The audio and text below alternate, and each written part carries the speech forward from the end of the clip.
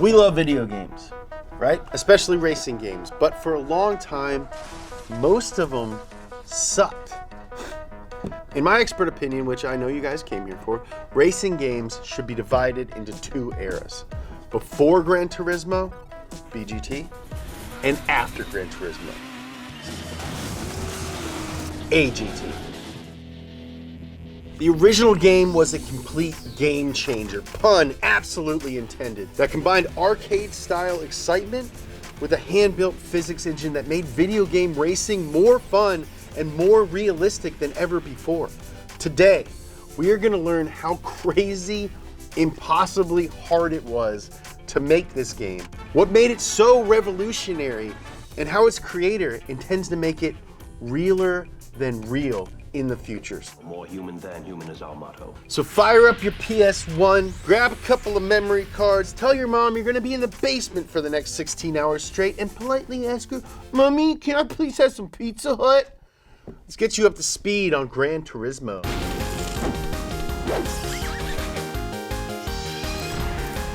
Big thanks to Atlas VPN for sponsoring today's video. We're always online, aren't we? I mean, you're on right now. So being safe on the internet should be at the top of your priority list. Hint, hint. Start using Atlas VPN. Once you're connected to Atlas's server, your device gets a new IP and DNS address, making your data encrypted and your virtual location hidden. And right now, Atlas VPN has an incredible Black Friday deal with a whopping 86% off and 3 extra months for free. You'll get secure file sharing, unblocked websites, and one of the many other features, data breach monitoring. It automatically scans leaked databases and informs you of any past or recent breaches where your personal information was exposed. I like using Atlas VPN because I can log into Netflix Germany and watch all their awesome shows. What's Dogs of Berlin? I don't know, but I'm gonna watch it. You can use it on Windows, Apple, Android, or iOS. And if it's not for you, they offer a 30-day money-back guarantee. So start using safer internet today by clicking the link below, and make sure to use code donut.media to get Atlas VPN's Black Friday deal with 86% off and 3 extra months for free. Now, let's boot up some Up to Speed. Before we get into it, please hit that like button. It really helps us out with the algorithm. The algorithm is my king/queen. It's non-binary, but it is binary because it's code. Anyway, hit it. Before Gran Turismo, there were basically 2 types of racing games. There was arcade-style fun like Excite Bike and Iron Man Ivan Stewart's Super Off-Road, in which the main goal was to beat your friends or wipe out extremely hard. Then there were realistic racing sims like Pole Position and WEC Le Mans, which attempted to simulate actual circuit racing. It sounds grueling, but the Le Mans game was actually super successful. However, like all racing sims at the time, it focused exclusively on track racing and didn't feature street cars at all, which is kind of like making an NBA game where you don't have a manager and you can't like be friends with Drake. I mean, I guess it's technically basketball, but you leave out most of the fun stuff. I mean, being friends with Drake is like the only reason that I played for the Raptors.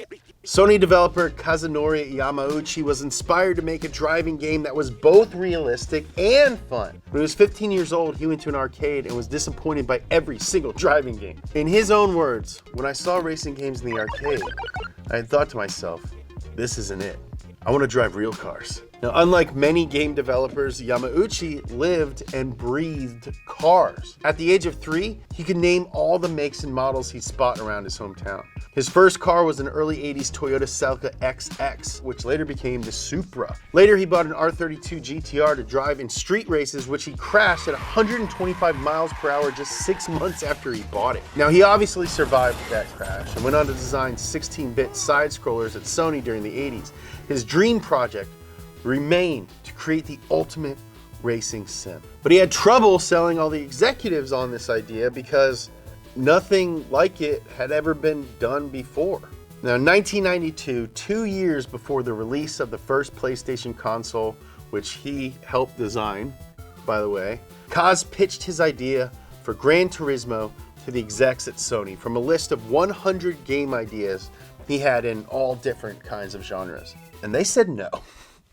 Sony worried that the game would be too boring to find a mainstream audience. Instead, they hired him to make, wait for it, A Mario Kart ripoff. The original Mario Kart was a huge hit on the Super Nintendo system, and Sony wanted to make sure that they had a similarly cartoonish, highly accessible racing title for the launch of the PlayStation. And man, did he rip off Mario Kart.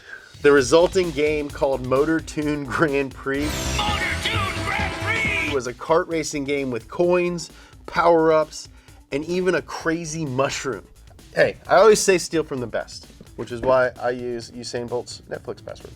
There were a couple of things that stood out about his version of kart racing. For one thing, the graphics looked like a Cars movie on acid. Am I gonna be like this forever? Oh no! More importantly, the game featured the realistic physics that he wanted in his real racing game, but with a cartoony exterior laid over the top. Now, as the creator himself later put it, we hid Gran Turismo within the game while maintaining the look of video games that were popular at the time.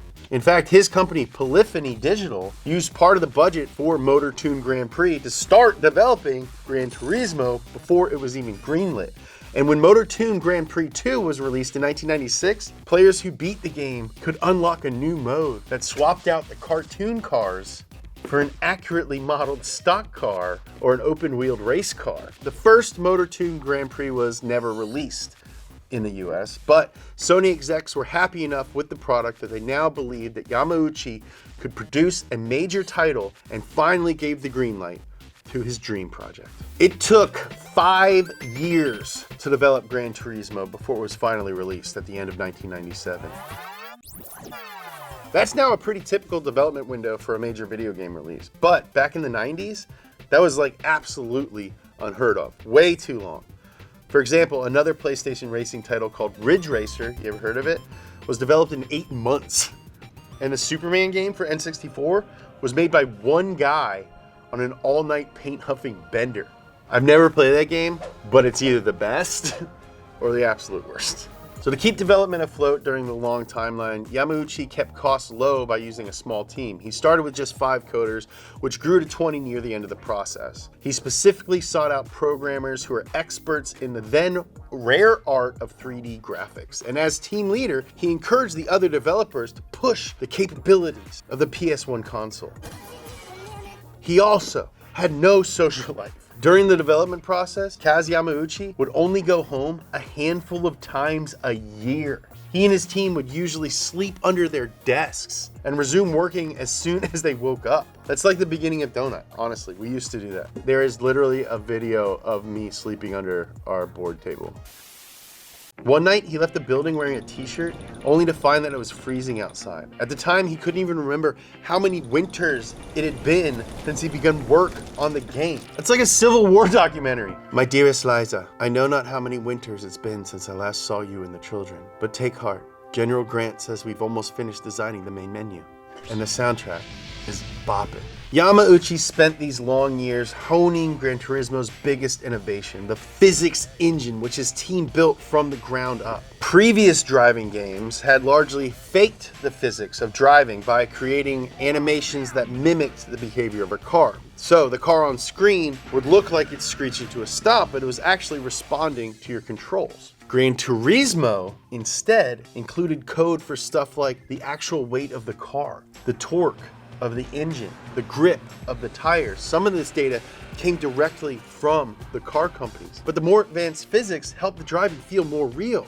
which was Yamauchi's ultimate goal. Hence the game's original subtitle, The Real Driving Simulator. If you play some older racing games, it can feel like your car is stationary and the track is moving around you, like this.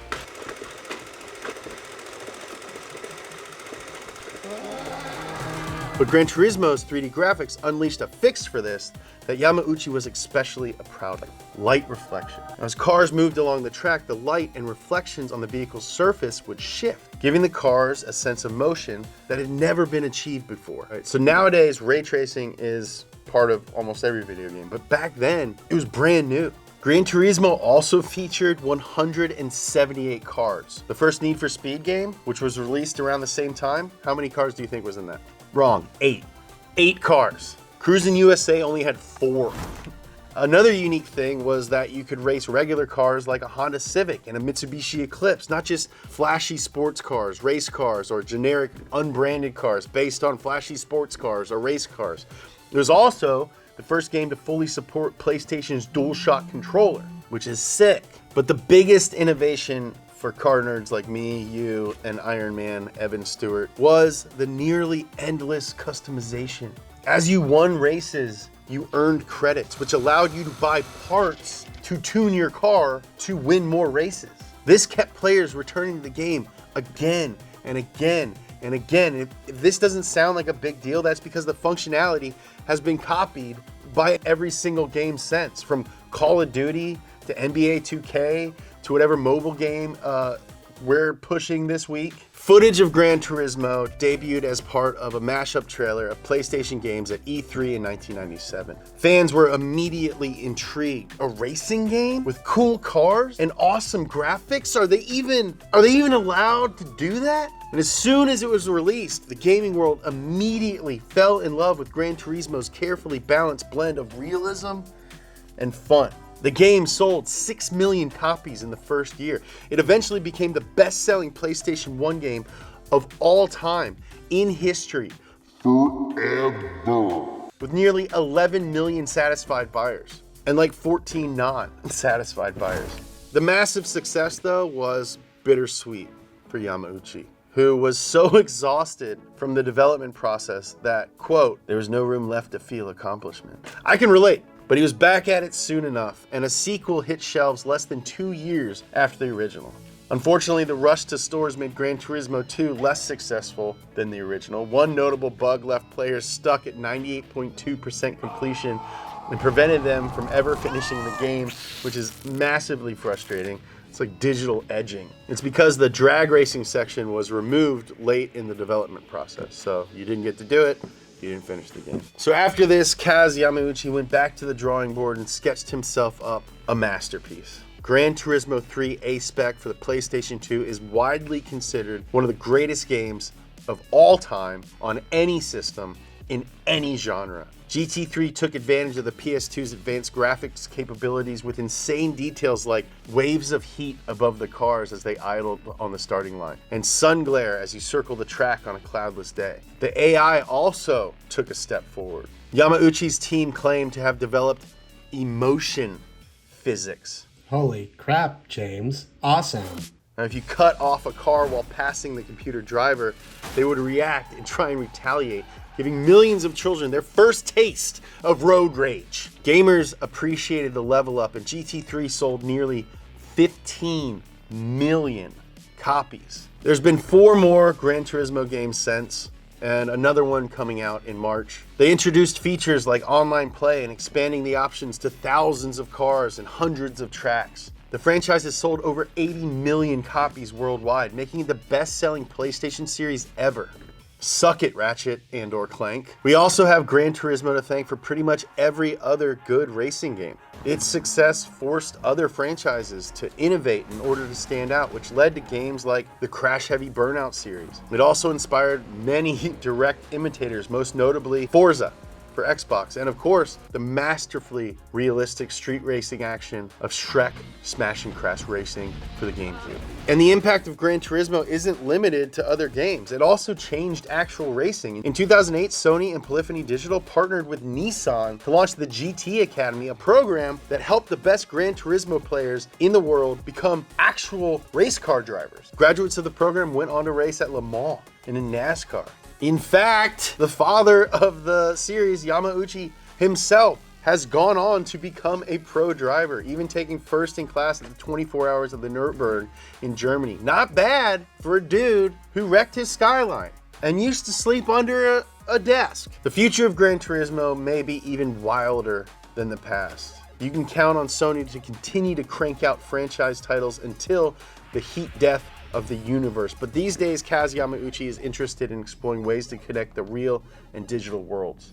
In a recent interview, he said, I would like to take on the challenge of creating a world where people feel more reality than the real thing, whether this is through Gran Turismo or not. That sounds terrifying.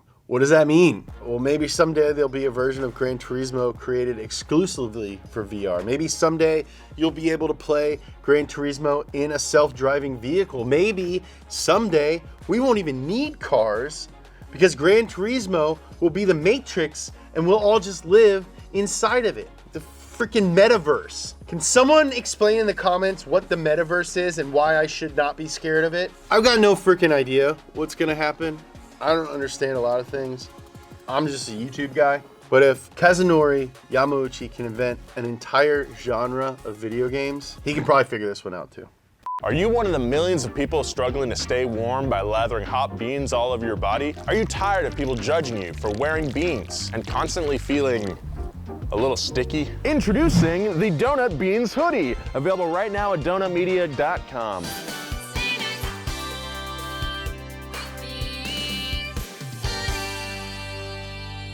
This all-new thick boy is thicker than our normal hoodies, keeping you comfortable all winter long. So stop spending hundreds of dollars on new cans of hot beans to cover your body and get this warm, thick Donut Beans hoodie for only $49.98. That's way cheaper than $50. Oh, what? You thought this merch spot was done? Think again, bud. Take a huge whiff of the all-new Beans air freshener. No, it doesn't actually smell like beans. It smells like a forest. Hang a can in your rear view and let everyone know that you like to give it the beans. Upgrade your beans merch now at donutmedia.com. Nice. Thank you guys so much for watching this video and everything else on Donut. To make sure you don't miss anything, hit that subscribe button, hit the like button. It really helps us out with the algorithm, which is another thing I don't understand. We got a lot of new cool merch. This sick dead stock Taco Bell hat is not one of them, but we're dropping a new merch item every week. Go to donutmedia.com, pick yourself up something, get on our mailing list so you don't miss anything. We also have a point system now, so you get points on your birthday, you get points for signing up, and that's discounts. Follow me on Instagram, Twitter, at James Pumphrey. Follow me at TikTok, at Kentucky Cobra, because I misspelled my last name and they make you wait 30 days to correct it, and in that time, someone else took it. So, shouts to James Pumphrey on TikTok. Hope you're doing great. I'm Kentucky Cobra. Love you. Upload to Metaverse complete.